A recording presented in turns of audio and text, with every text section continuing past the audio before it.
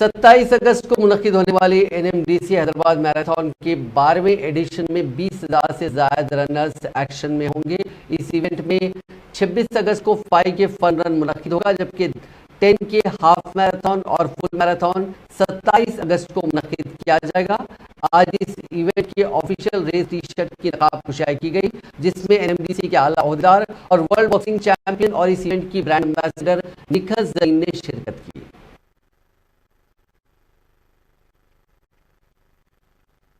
Participating for the NMDC Hyderabad Marathon.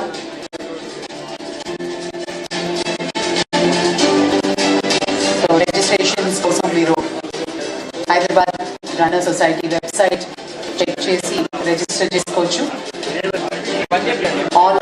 So आज मैं यहाँ पे हैदराबाद आई हूँ NMDC Hyderabad marathon T shirt reveal event में, और मुझे बहुत खुशी है कि मैं इस इवेंट का पार्ट हूँ। और मैं उम्मीद रखती हूँ कि जैसे लास्ट ईयर एडिशन में इतने सारे पार्टिसिपेशन थे, उम्मीद रखती हूँ कि ये साल भी सक्सेसफुल रहे लास्ट ईयर जैसे, और भी लोग इंस्पायर हो इस मैराथन से और आगे आए और इस मैराथन में टेक पार्ट ले। आईडीएफसी फर्स्ट बैंक की ओर से मैं हैदराबाद सिटी के सारे लोगों को अपना प्रणाम कहना चाहूँगा।